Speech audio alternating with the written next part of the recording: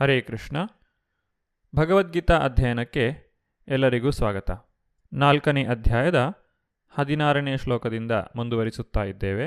ವ್ಯಕ್ತಿಯು ಕರ್ಮವನ್ನು ಕರ್ತವ್ಯ ದೃಷ್ಟಿಯಿಂದ ಮಾಡಬೇಕು ಮತ್ತು ಫಲದ ಅಪೇಕ್ಷೆಯನ್ನು ಇಟ್ಟುಕೊಳ್ಳಬಾರದು ಎನ್ನುವುದನ್ನು ನಾವು ಕಳೆದ ಸಂಚಿಕೆಯಲ್ಲಿ ನೋಡಿದ್ದೇವೆ.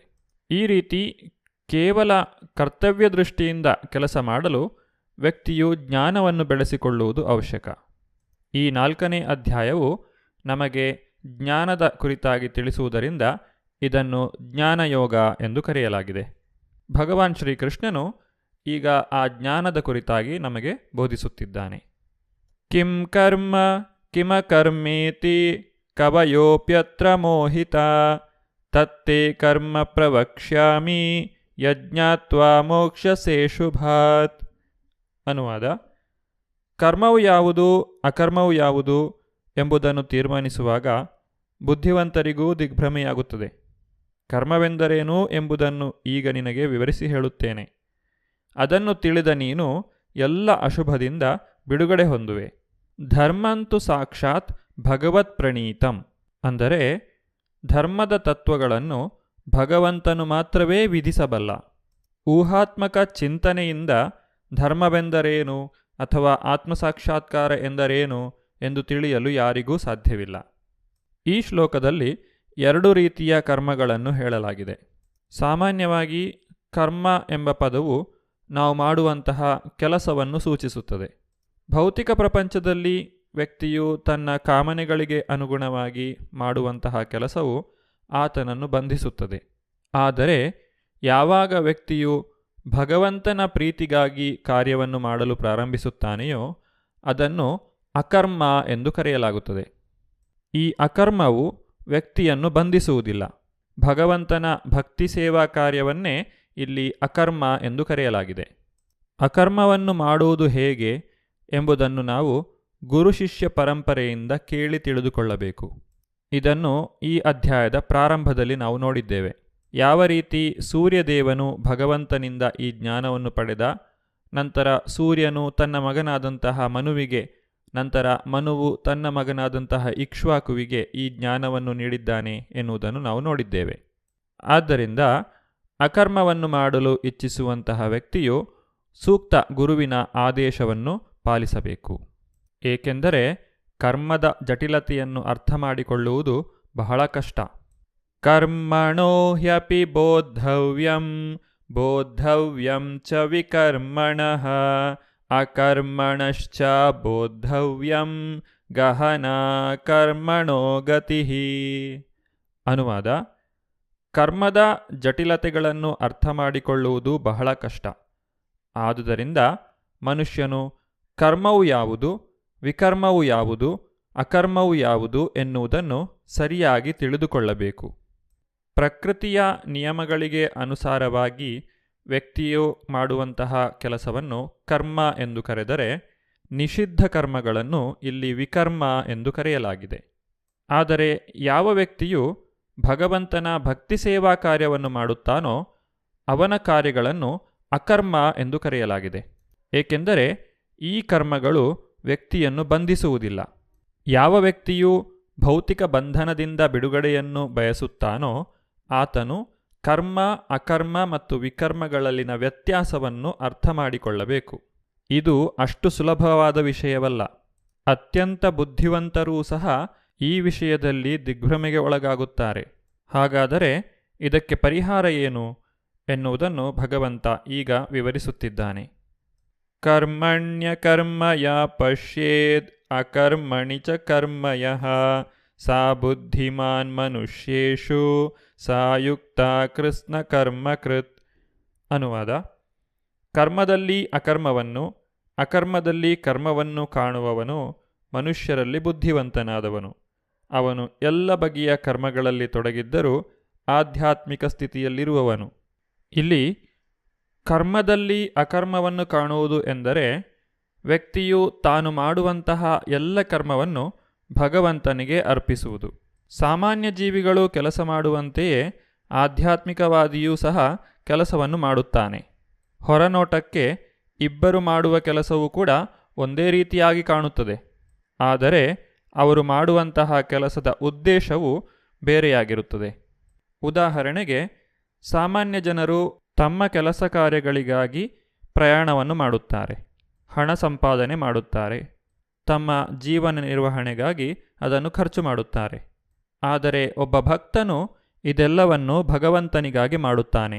ಶ್ರೀಲ ಪ್ರಭುಪಾದರು ಪ್ರಪಂಚದಾದ್ಯಂತ 14 ಬಾರಿ ಪರ್ಯಟನೆ ಮಾಡಿ ಈ ಒಂದು ಹರೇ ಕೃಷ್ಣ ಮಹಾಮಂತ್ರವನ್ನು ಎಲ್ಲ ಕಡೆ ಪಸರಿಸಿದ್ದಾರೆ.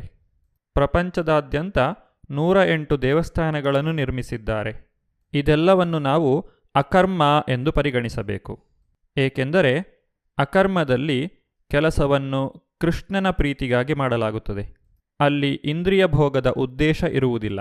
ವ್ಯಕ್ತಿಯು ತಾನು ಭಗವಂತನ ನಿತ್ಯ ಸೇವಕ ಎಂಬ ಸತ್ಯವನ್ನು ಅರಿತಿರುತ್ತಾನೆ. ಈ ಭಾವದಲ್ಲಿ ಕೆಲಸ ಮಾಡುವಂತಹ ವ್ಯಕ್ತಿಯು ಅಮಿತವಾದಂತಹ ಆಧ್ಯಾತ್ಮಿಕ ಆನಂದವನ್ನು ಸವಿಯುತ್ತಾನೆ. ಹೀಗೆ ಕೃಷ್ಣನಿಗಾಗಿ ಮಾಡಿದಂತಹ ಕರ್ಮವನ್ನು ಅಕರ್ಮ ಎಂದು ಕರೆಯಲಾಗುತ್ತದೆ. ವ್ಯಕ್ತಿಯು ಆಧ್ಯಾತ್ಮಿಕ ಜೀವನದ ಆಸರೆಯನ್ನು ಪಡೆದು ತನ್ನೆಲ್ಲ ಕರ್ಮಗಳನ್ನು ನಿಲ್ಲಿಸಿಬಿಟ್ಟರೆ ಅದನ್ನು ಅಕರ್ಮ ಎಂದು ಕರೆಯಲಾಗುವುದಿಲ್ಲ.